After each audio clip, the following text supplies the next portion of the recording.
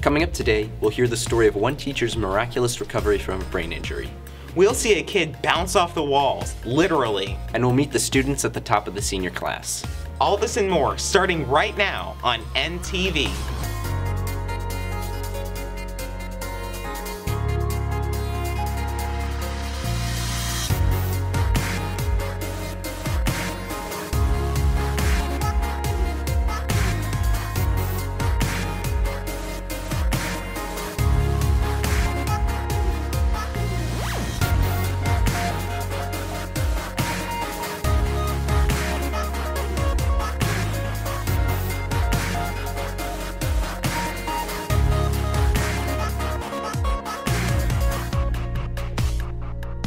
Good morning, McKinney North High School. I'm Liam Gahan. And I'm Matthew Abels. McKinney North athletic trainer Alicia Leal is still recovering from a series of medical issues she had last summer. Juliana Esparza has the story. It all started when she was driving back to Texas from Pennsylvania after visiting a friend. She said she felt sick during the drive and decided to pull over. And I decided I was going to put my car in park. And as I was putting my car in park, that's all I remember. I don't remember putting the car in park or anything. So apparently what I did is I ran into that sign, and fortunately it sent me to the right-hand side of the road as opposed to the left-hand side. So what I did is I went down a big gulch thing, went back up the side of the hill, and I ran into an auger. Leal was taken to the hospital and it was discovered that an aneurysm about the size of an eyeball erupted in her brain. Doctors in West Virginia couldn't perform the complicated surgery, so she was transported back to Dallas. But during surgery, she suffered a major setback. While he was doing that surgery, I ended up having a stroke, and the entire left side of my brain shut down. And fortunately, he fixed that situation. The aneurysm and surgery left Leal unable to walk or talk. So after the surgery, her rehabilitation process began. Leal says that it was aggravating at times, but she did everything she could to get better. It is somewhat frustrating because you know that you can walk or you know that you can talk, but you can't make your brain do it. And a part of that is just basically making your brain heal. You have to sleep. I slept a lot while I was in that rehab center. Leal successfully completed her work at the rehab center and returned back to work in January. And she says the reaction to her return was overwhelmingly positive. It was awesome. It's one of the best feelings that you'll ever get. You know, so every kid that I walked up to came up and gave me a big ol' hug. Every teacher that I saw gave me a big ol' hug. It's just great to be missed and to be loved. Leal is happy to be almost fully recovered, but the whole ordeal left her with a pile of medical bills. If you would like to donate to Leal's medical fund, you can buy a Team Leal shirt for $20 in the athletic training room. This has been Juliana Esparza for NTV.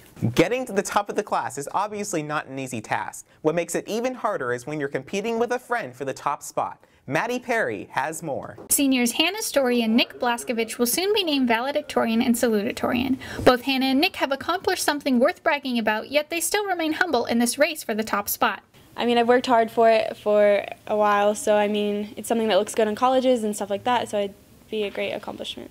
It's pretty awesome to know that, you know, you're all the way at the top. It's not number one, but at the same time, it's really great because, you know, I'm doing really well. Nick feels the stress that comes along with being salutatorian.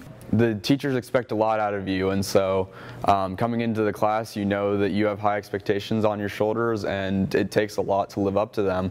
Neither Hannah nor Nick came into high school with the intentions of being ranked so high, but they changed their goals after their freshman year. No, it definitely was not. I mean, I came in freshman year knowing that I'd make good grades and stuff because that's kind of what my parents expected, but I think I didn't find out until after freshman year, and so then once I found out, it kind of became a goal. I didn't really realize coming into high school that I would be number 2, but I knew that I would be towards the top of the class, and so I really set my goals high. While other schools' valedictorians and salutatorians can become hyper-competitive with each other, these two didn't let that come between them.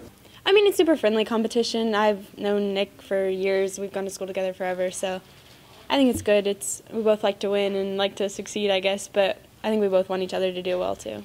Hannah and I actually had stats together last year, and we would help each other on homework and stuff all the time. Like, it's never been an intense competition between us. This year's valedictorian has some advice for any freshman or sophomore who wants to reach the top of their class. Well, definitely start working hard, like, from the beginning. Take high-level classes, because it may seem kind of scary with the title AP, but I mean, you can definitely handle it. While their spots at the top of the class are secure, their futures for after high school are still up in the air. My number one school would be Purdue University, and if I can't get enough money to go there, I'll go to Texas A&M. Engineering, probably mechanical engineering is going to be my major. Well, college, I don't know where yet, but hopefully somewhere. I probably want to go pre-med because I want to be a doctor, but I don't know what kind of doctor or where I'm going, so we'll see. This has been Maddie Perry for NTV. While many North students participate in athletic activities through the school, senior David Dexter pursues a more individually based sport,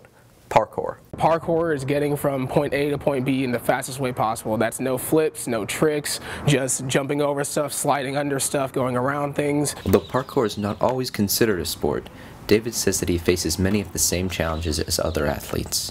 Being a parkour athlete is probably the most physically demanding sport I've ever done, and I've done gymnastics, dancing, football, soccer, tennis. Parkour is the most demanding sport I've ever done. Parkour can be a challenging activity. David explains how to reduce those challenges. The mindset you have to be in is you have to be confident in your own abilities, that you don't doubt yourself, because when you overthink something, that's the real enemy, overthinking, not your actual physical ability. Just like any other aspect of life, David says there are certain things beginners should avoid while first participating in parkour. The advice that I would give a beginner is trust yourself. Overthinking it won't do you any good. It does the exact opposite. This is Liam Gahan and Connor Smith for NTV. Hi, I'm Cameron Govan, and let's talk sports. Spring has sprung, and that means our outdoor sports are in full swing. Our baseball team is trying to make another playoff run this year. They have an overall record of 3-3 with a district record of 1-2. The next game will be tonight as they head over to McKinney High to take on the Lions in the Crosstown Showdown. Our softball team is off to a hot start this year. They just finished beating McKinney High. Their district record is 4-1. They head over to Sherman to take on the Bearcats for their next game. Our track team is continuing where they left off last year. They have some of the top times in the relay events. They will showcase their talents this evening in the Texas Relays. While these team seasons are just getting started, our soccer team is just finishing. They placed third in the district, earning them a playoff spot. Their playoff game will be held tonight as they take on Frisco Liberty at McKinney Boyd. Now that's all for sports. Now back to you. We all know that little kids believe almost everything they hear, no matter how silly it might sound. Matthew, is there anything that you believed as a kid that clearly makes no sense? I thought that I was the only real person around, and when I turned away, everyone turned into cardboard and fell flat on the ground. Well, here's what the students of McKinney North have to say. The Tooth Fairy, because my parents always said that the Tooth Fairy was real, and then I found out it wasn't, and I was really sad. I was always wondering why there were so much stalls in the girls' restroom and not as many in ours. When I was little, I thought school would be fun. Babies are born out of the mom's belly buttons, and that's not true at all. If you keep your eyes crossed, they will get stuck. If you ate watermelon seeds, then a watermelon would go in your stomach. Okay, I had the misconception that I'd be the same size forever. Like, when I was 5, I thought I'd be like, I don't know, 3 foot tall for the rest of my life. I had the misconception that if we flushed all the toilets in the house would blow up. I thought you could like go into the TV. I thought it was optional. And then when I found out that you couldn't, I was like, not a teen type? Like what? I always thought that toys came to life whenever I left or was looking away. So I used to think that like smoke detectors were actual living beings that were trying to like kill you. So yeah. When I was a kid, I thought that my parents gave my dog away to a farm, but really they put it down. That's all we have for you today. For more news and sports information, follow us on Twitter at MNHSNTV. Thanks for watching. And have a great weekend, Bulldogs.